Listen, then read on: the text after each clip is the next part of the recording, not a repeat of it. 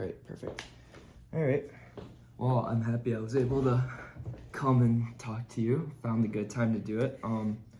Well, I guess just for the sake of my teacher knowing who you are, if you don't mind just saying your name and then relation to me then. Okay. My name is Vanna Downs, and Lakota is my grandson.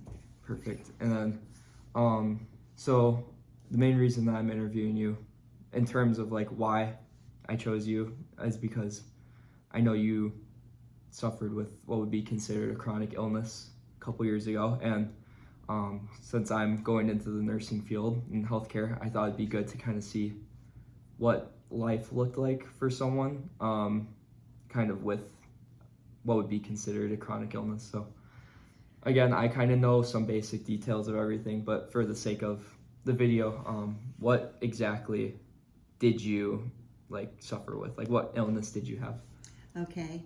I developed COVID on the first Friday in May 2021, and it got to the point I was very ill for a week.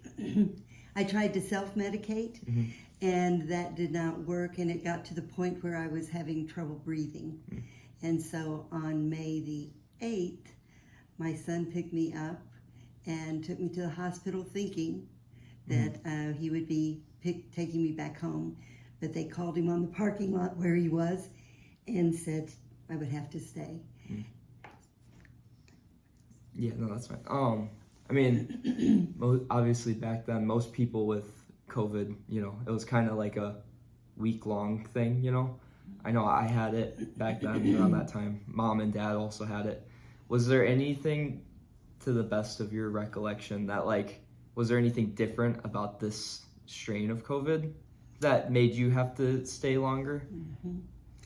I think what the problem, my husband, your Papa, also had it that same week I had it. But he was able to breathe just easily, but I could not, and I guess it's called the saturation level, got dangerously low, and that's why they kept me in. And so I think as far as I had the headache, I had aches, I just overall did not feel good, but the difference was it so affected my lungs in a way that was dangerous. Yeah. Okay. Yeah. I remember that. Because I remember when you got out, they made you stay on oxygen for a little bit longer, right? A year and a half. Oh yeah, I remember that. I was on oxygen for a year and a half, and at one time they would take me down, like at night I had to have it for a long time. But during the day, if I felt like I could breathe, but I always had an oxygen tank very available. So how was it a year and a half that like from when you got it to when you got off oxygen, or was it just a year and a half that you had the oxygen? It was a year and a half after I got out of the hospital. Okay. I was in the hospital for 4 months. Okay. So May to August then it was? The very end of August. Okay. Yeah. So do you remember like what was life like in the hospital, if you can like remember it? Well, the night Micah, our son, took me in, the last thing I remember is a nurse with a mask coming towards me saying, "Mrs. Downs, we're going to have to put a mask on you." Then I didn't remember anything for a month and a half because they had to put me on the ventilator that next week. And so I don't remember anything for a month and a half. Wow. So yeah, so you just kind of remember kind of just waking up one day in the hospital? Well, that was kind of a gradual thing too. It's kind of blurry in my mind. I remember being very appreciative of this one nurse that brushed my teeth. That was my first memory because I'm a crazy woman about that stuff.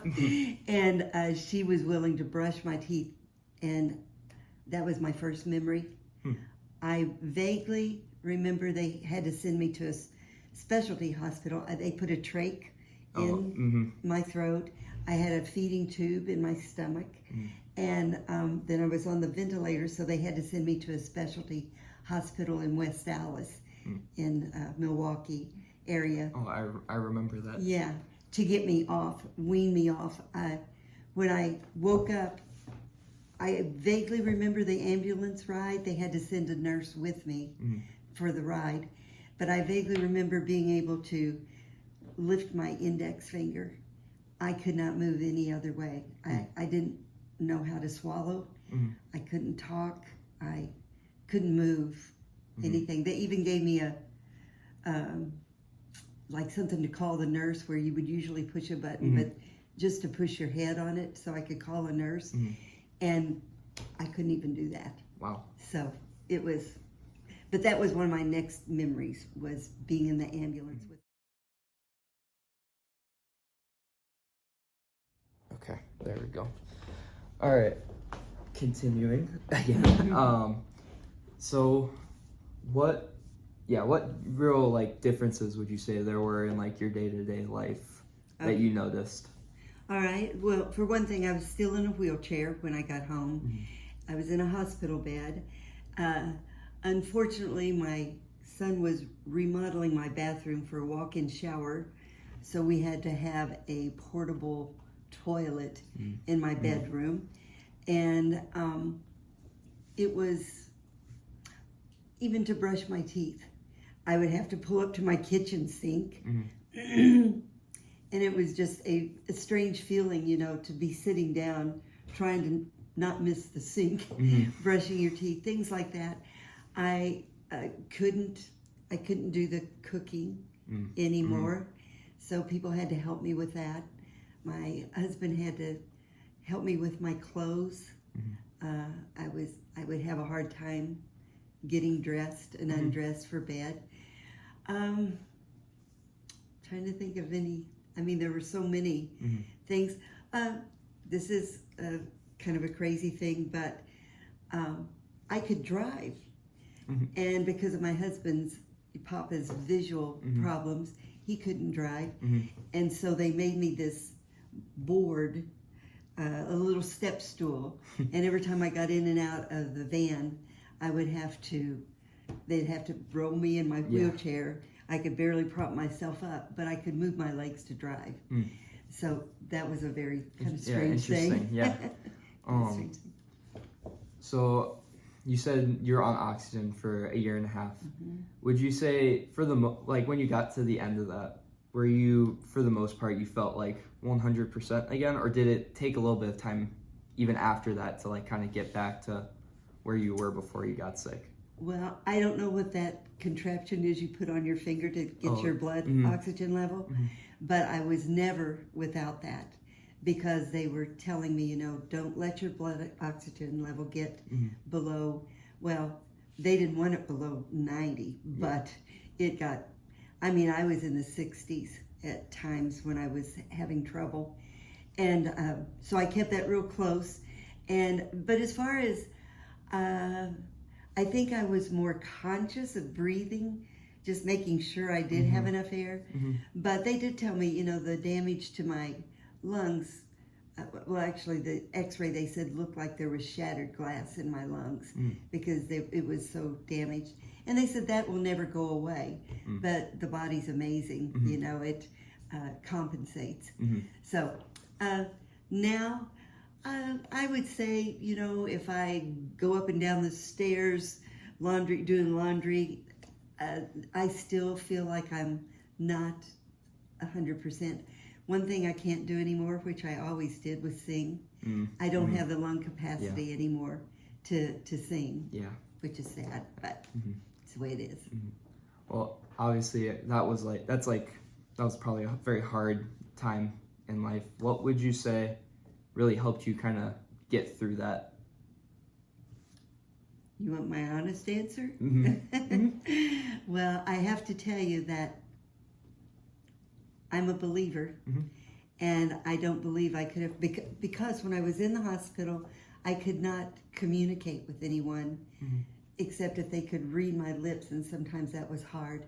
So my only communication was with the Lord.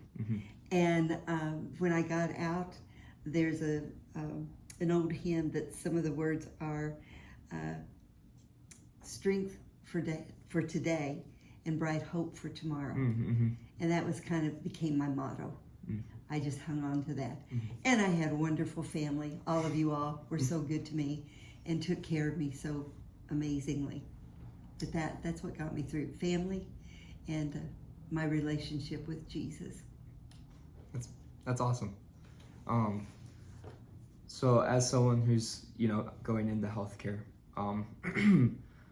what would you say would be like one thing you kind of wish your nurses had a better understanding of while you're in the hospital, if there was anything, or like any advice you would give to someone that's going to be new to the healthcare world? Well, I was so blessed to have amazing healthcare workers. Mm-hmm. But I will say that there was a time where I had to be put in a Hoyer lift. Mm-hmm. I was very afraid of that. And at one place, they were so kind to walk me through that. Mm-hmm. That's a funny term, to walk me through getting on the Hoyer lift. But anyway, but then there were some younger CNAs that were, they seemed a little overconfident. So I guess what I would say is listen to your patient, and Mm-hmm. if they're afraid, help them through that. Mm-hmm. Because they're usually helpless, Mm-hmm. and that's a horrible way to feel. But I really can't complain. I think listening would be the best thing, Mm-hmm. and just to be kind. Mm-hmm. Just to be kind. And it's not always easy. I tried to be very, very nice to my healthcare workers, but I know that I heard some that weren't very nice to the healthcare workers, and it affected the way they wanted to take care of them. And but just to be patient, probably. Don't know. No, that's perfect. What else to say? No, that's perfect. Well, I'm happy I got to talk to you. This was very nice. I wish I could go a little longer, but I don't think my phone can take it anymore. But it was very lovely getting to talk to you. Thank you for taking the time to talk with me for a little bit. I really appreciate it. Oh, you're welcome. Anytime.